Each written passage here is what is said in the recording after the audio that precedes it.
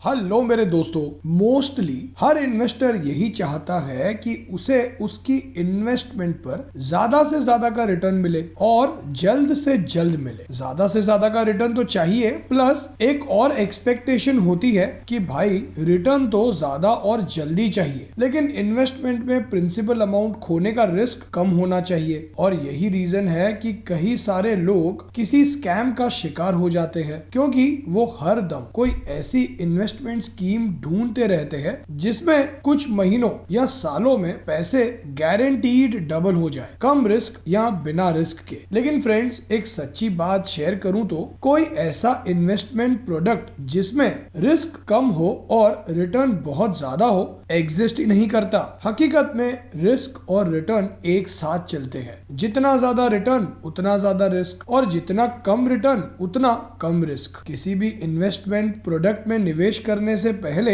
Investor को उसकी risk taking capacity जांच लेनी चाहिए और कितना रिस्क है उस इन्वेस्टमेंट प्रोडक्ट में जिसमें वो निवेश करने जा रहा है, ये समझ लेना चाहिए। कुछ इन्वेस्टमेंट्स ऐसे होते हैं जिनमें रिस्क तो थोड़ा ज्यादा होता है, लेकिन ये इन्वेस्टमेंट प्रोडक्ट्स इन्फ्लेशन यानी महंगाई से ज्यादा का रिटर्न जनरेट करते हैं और इन्वेस्टर्स के लिए लॉन्ग टर्म में अच्छी खासी वेल्थ क्रिएट करते हैं। और कुछ इन्वेस्टमेंट्स में रिस्क काफी कम होता है, लेकिन उनके रिटर्न्स महंगाई तक को बीट नहीं करते और उनमें सिर्फ सेविंग्स होती है, वेल्थ क्रिएशन नहीं होती। किसी भी इन्वेस्टमेंट्स को दो बकेट्स में डिवाइड किया जा सकता है, financial assets and non financial assets. Financial assets में मार्केट लिंक्ड प्रोडक्ट्स जैसे स्टॉक्स, म्यूचुअल फंड्स और फिक्स्ड इनकम गिविंग प्रोडक्ट्स जैसे पीपीएफ या बैंक डिपॉजिट्स आते हैं। और नॉन फाइनेंशियल एसेट्स में जिनके हम इंडियंस दीवाने हैं, रियल एस्टेट और गोल्ड आते हैं। तो आइए समझते हैं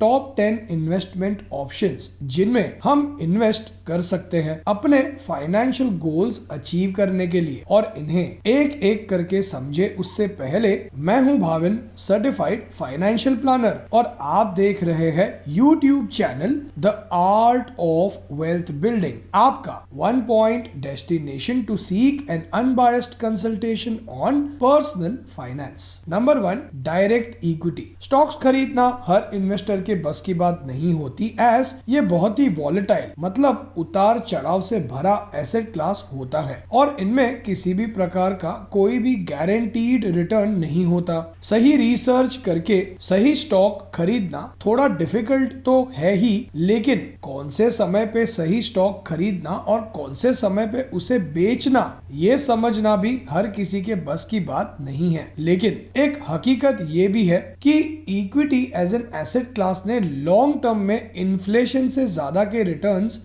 दिए हैं और कई सारे इन्वेस्टर्स ने इक्विटी में इन्वेस्ट करके अच्छी खासी वेल्थ क्रिएट की है। लेकिन कई इन्वेस्टर्स ने काफी बड़ी रकम का लॉस भी किया है इक्विटीज में निवेश करके, सही नॉलेज ना होने के कारण। अगर इक्विटीज में ट्रेडिंग करनी है तो सही स्टॉप लॉस का इस्तेमाल करना बहुत जरूरी है। और इक्विटीज का रिस्क कम करने के लिए हो सके तो एक ही सेक्टर की कंपनीज के स्टॉक्स ना खरीदकर अलग अलग सेक्टर की कंपनीज खरीदनी चाहिए। और डायरेक्ट इक्विटीज में इन्वेस्ट करने के लिए डीमैट अकाउंट का होना जरूरी है। Number 2, equity mutual funds. Equity mutual funds भी स्टॉक्स में ही निवेश करते हैं। सेबी यानी security and exchange board of India mutual funds regulations की बात करें तो हर इक्विटी म्यूचुअल फंड्स को अपने एसेट्स का एटलीस्ट 65% इक्विटीज या इक्विटी रिलेटेड इंस्ट्रूमेंट्स में निवेश करना ही होता है। इक्विटी फंड एक्टिवली मैनेज्ड या पैसिवली मैनेज्ड होते हैं। एक्टिवली मैनेज्ड फंड्स के रिटर्न्स की बात करें तो इन फंड्स के रिटर्न्स डिपेंड करते हैं फंड मैनेजर की कैपेबिलिटी पर कि वो कितने रिटर्न्स जनरेट कर सकते हैं। और दूसरी ओर इंडेक्स फंड्स और ईटीएफ यानी एक्सचेंज ट्रेडेड फंड्स, ये पैसिवली मैनेज्ड फंड्स होते हैं और ये अंडरलाइंग इंडेक्स जैसे निफ्टी या सेंसेक्स को ट्रैक करते हैं। इक्विटी म्यूचुअल फंड स्कीम्स को मार्केट कैपिटलाइजेशन और जिन सेक्टर्स में ये निवेश करते हैं उनके बेसिस पर भी कैटेगराइज किया जा सकता है। उन्हें डोमेस्टिक यानी इंडियन कंपनीज में निवेश करने वाले इक्विटी म्यूचुअल फंड्स या इंटरनेशनल यानी आउट ऑफ इंडिया की कंपनीज में निवेश करने वाले फंड्स के बेसिस पर भी कैटेगराइज किया जा सकता है। फ्रेंड्स, मीन्स कोई भी इन्वेस्टर कितना सक्सेसफुल बनेगा ये उसके प्रोडक्ट नॉलेज से ज्यादा डिपेंड करता है उसके बिहेवियर पर, जैसे पेशेंस और डिसिप्लिन पे, और उसके फाइनेंशियल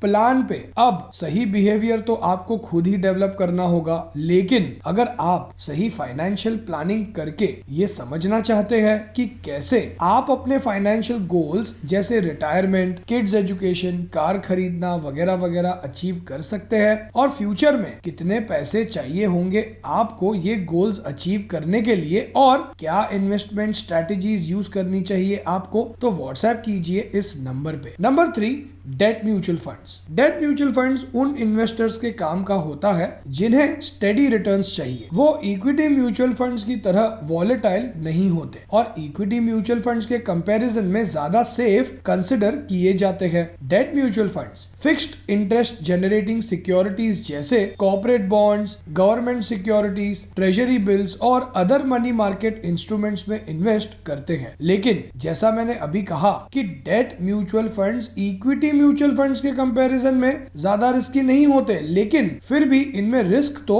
होता ही है। नंबर 4, एनपीएस यानी national pension scheme. NPS long term retirement focused investment product है जिसे पीएफआरडीए यानी pension fund regulatory and development authority manage करती है। मार्च से लेकर अप्रैल के बीच एनपीएस टायर 1 अकाउंट को एक्टिव रखने के लिए मिनिमम अमाउंट कंट्रीब्यूशन को 6,000 से रिड्यूस करके 1,000 कर दिया गया है। NPS equity, fixed deposit, corporate bond, liquid funds, government funds वगैरह वगैरह इन प्रोडक्ट्स का मिक्सचर है। आपके रिस्क एपेटाइट के अनुसार आप डिसाइड कर सकते हैं कि आपका कितना पैसा आपको एनपीएस के द्वारा इक्विटीज में निवेश करना है। लेकिन क्या आपको एनपीएस में सिर्फ टैक्स की सेविंग करने के लिए इन्वेस्ट करना चाहिए? इस पर एक वीडियो हमने अपलोड किया है जिसके लिंक मैंने ऊपर आई बटन में शेयर की है, उसे देखिएगा जरूर। Number 5, PPF public provident fund एक बहुत ही अच्छा प्रोडक्ट है। पीपीएफ एक लॉन्ग टेन्योर यानी 15 इयर्स का इन्वेस्टमेंट प्रोडक्ट है और इसमें मिलने वाला इंटरेस्ट भी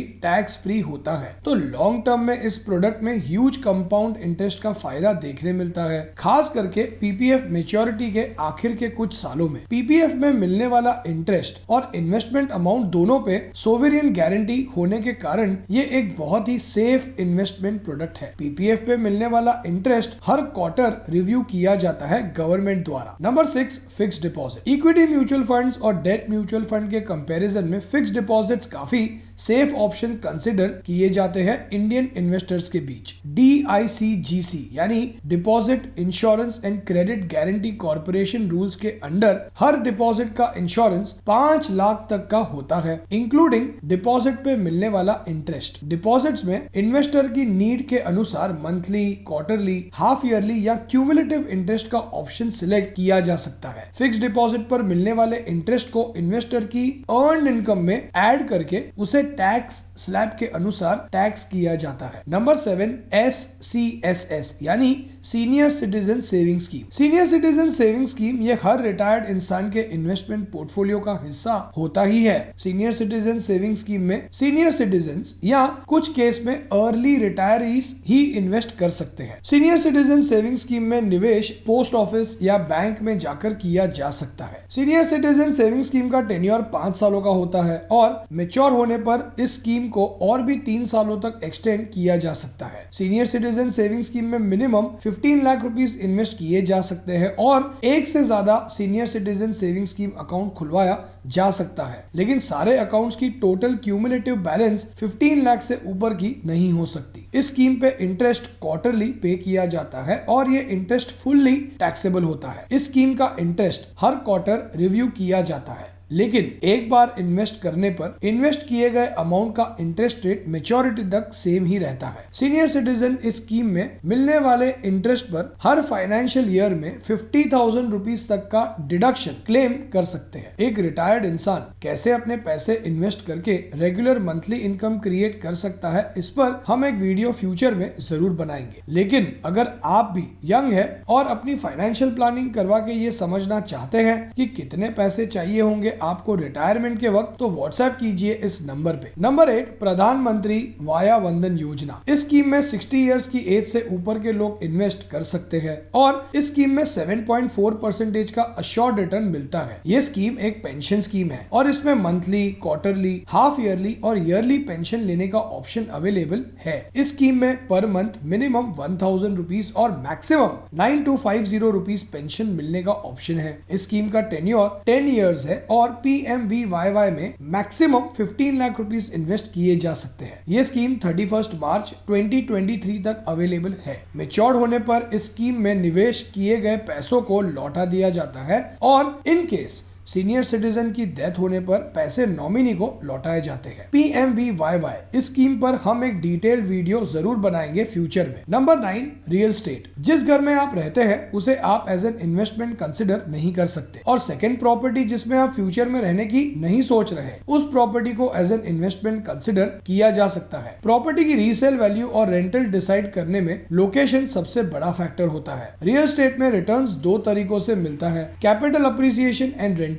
लेकिन बाकी एसेट क्लासेस के कंपैरिजन में प्रॉपर्टी सबसे ज्यादा इलिक्विड एसेट होती है। हमने हमारी इस YouTube channel the art of wealth building पर रियल एस्टेट को लेकर कई सारे वीडियोस बनाए हैं जिन्हें आप देख सकते हैं। Number 10, gold. गोल्ड को ज्वेलरी फॉर्म में खरीदने के कुछ नुकसान की बात करूं तो सेफ्टी और हाई मेकिंग चार्जेस जो ऑलमोस्ट 10 to 25% तक होते हैं। गोल्ड कॉइन्स खरीदना ज्वेलरी के कंपैरिजन में बेटर ऑप्शन होता है। कई सारी बैंक्स आजकल प्योर गोल्ड कॉइन्स सेल करती है, लेकिन गोल्ड खरीदने के ऑल्टरनेट ऑप्शन की बात करें तो पेपर गोल्ड खरीदना बहुत ही कॉस्ट इफेक्टिव ऑप्शन है फिजिकल गोल्ड के कंपैरिजन में। गोल्ड ETF की ट्रेडिंग स्टॉक एक्सचेंज में होती है। सोवरेन गोल्ड बॉन्ड भी बहुत ही अच्छा ऑप्शन है पेपर गोल्ड खरीदने का। सोवरेन गोल्ड बॉन्ड पर हमने एक बहुत ही डिटेल्ड वीडियो बनाया है जिसे आप ऊपर आई बटन पे क्लिक करके देख सकते हैं। एज एन इन्वेस्टर आप गोल्ड म्यूचुअल फंड्स में भी इन्वेस्ट कर सकते हैं। सो अब क्या करना चाहिए आपको? ऑप्शंस जो हमने अभी डिस्कस किए उनमें से कुछ मार्केट लिंक्ड है